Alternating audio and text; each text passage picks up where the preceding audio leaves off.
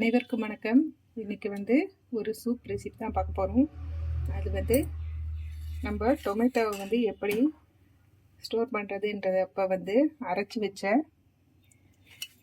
இங்கே பாருங்கள், அந்த தோலை அந்த தண்ணியில் நல்லா பிழிஞ்சு எடுத்தது. இந்த தண்ணியை வச்சு தான் நம்ம டொமேட்டோ சூப் வைக்க போகிறோம். அதுக்கு அடுப்பில் பாத்திரம் வச்சு எண்ணெய் ஊற்றிட்டேன். பட்டை, கிராம்பு, சோம்பு எடுத்து வச்சுருக்கேன். அதை சேர்க்க போகிறேன்.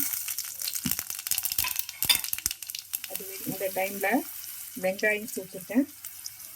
வெங்காயம் சேர்த்துட்டு கொஞ்சம் நல்லா வதக்கி விட்டுக்கணும். பிறகு டொமேட்டோ சேர்க்கணும். தக்காளி சூப் தான் வைக்கிறோம். இதனால கொஞ்சமாக நான் அது தண்ணியில் செய்கிறதுனால தோலை பிழிஞ்சு எடுத்தாலே போதும். கொஞ்சம் புளிப்பு டேஸ்ட் கம்மியாக இருக்கும். அதனால் தக்காளியை கட் பண்ணி போட்டுக்கேன். ஒரு அரை தக்காளி. காரத்துக்கு இங்கே பாருங்கள், பச்சை மிளகா போட்டிருக்கேன். தக்காளி போட்டுட்டு இதுக்கு பிறகு நம்ம ஜிஞ்சர் கார்லிக் பேஸ்ட், இஞ்சி பூண்டு விழுது நம்ம சேர்க்க போகிறோம். இப்போது புதினா சேர்த்து வச்சுருக்கேன் வாசத்துக்கு. இப்போ இஞ்சி பூண்டு பேஸ்ட்டு சேர்த்துடலாம். இங்கே பாருங்கள், நல்லா ஒரு 1.25 ஸ்பூன் அளவுக்கு இஞ்சி பூண்டு பேஸ்ட்டு சேர்க்குறேன். இதுக்கு பிறகு நம்ம கருவேப்பிலாம் சேர்க்கலாம். ஃபஸ்ட்டு வெங்காயம் வதங்கினது போதும் சூப்புக்கு. அதனால் நான் இதில் தக்காளியை இது பண்ணி வச்சுருந்த தண்ணியை நம்ம சேர்க்க போகிறோம். பாருங்கள்,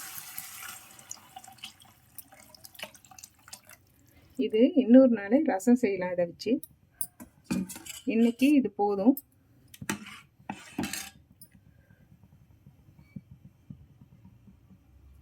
இப்போது இது கூட நான் சூப் மசாலா ஆட் பண்ண போகிறேன். இப்போ பாருங்கள், நான் 1 ஸ்பூன் அளவுக்கு சூப் மசாலா, இதிலே தனியா, மிளகு, ஜீரகம் எல்லாமே இதில் சேர்ந்துருக்கும். சோம்புலாம் இங்கே பாருங்கள்,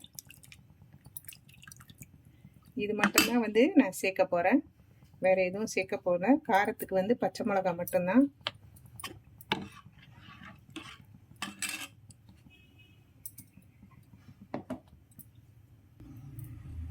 சூப்புக்கு தேவையான உப்பு சேர்த்து கொதிக்க விட போகிறோம். ஏன்னா அந்த தக்காளியில் உப்பு கிடையாது, நம்ம உப்புலாம் போட்டு வைக்கல. பாருங்க, இப்போ இதை கொதித்த பிறகு இதில் கொத்தமல்லி, கருவேப்பிலை இதெல்லாம் போட்டு நம்ம இறக்க போகிறோம். நமக்கு தனியா ஃப்ளேவர் வேணும் அப்படின்னா நம்ம கொஞ்சம் வீட்டில் தனி தனியாத்தூள் அரைச்சி வச்சுப்போம் இல்லையா, அதை போட்டுக்கலாம். நான் கொஞ்சம் தனி தனியாத்தூள் ஆட் பண்ண போகிறேன் வாசத்துக்காக. இங்கே பாருங்கள், ஆட் பண்ணிட்டேன். இந்த தனியா ஃப்ளேவர் நமக்கு நல்லா ஒரு ஃப்ளேவரை கொடுக்கும். அதனால் நான் சேர்த்துருக்கேன். இது நல்லா கொதிச்சு வரட்டும், நான் உங்களுக்கு அப்புறம் காட்டுறேன். இப்போ பாருங்கள், நல்லா கொதிச்சிருச்சு. தக்காளியோட டேஸ்ட் அதிகம் வந்ததுனால, புளிப்பு இருக்கிறதுனால நான் கொஞ்சம் ஒரு டம்ளர் அளவுக்கு தண்ணி சேர்த்துட்டேன். கடைசியாக இறக்க போகும்போது இங்கே பாருங்கள், கொத்தமல்லி கருவேப்பிலை நான்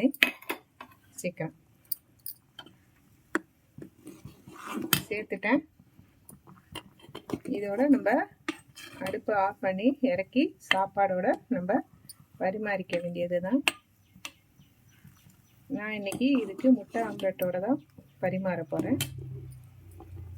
நீங்களும் இதே மாதிரி தக்காளியை நம்ம ஸ்டோர் பண்ணும்போது அதனுடைய இதை அவிச்ச தண்ணியை ஊற்றாமல் அதுலேயே அந்த ஸ்கின்னை போட்டு இது பண்ணி இந்த மாதிரி சூப்பு ஒரு நாளைக்கு ஒரு நாள் ரசம் செஞ்சு பாருங்கள். செஞ்சு பார்த்துட்டு எப்படி இருந்துச்சுன்னு எனக்கு கமெண்ட்டில் சொல்லுங்கள். இந்த வீடியோ உங்களுக்கு பிடிச்சிருந்தா லைக் பண்ணுங்கள், ஷேர் பண்ணுங்கள், கமெண்ட் பண்ணுங்கள், சப்ஸ்கிரைப் பண்ணுங்கள், பக்கத்தில் இருக்கிற பெல் ஐக்கானை கிளிக் பண்ணுங்கள். தேங்க்யூ.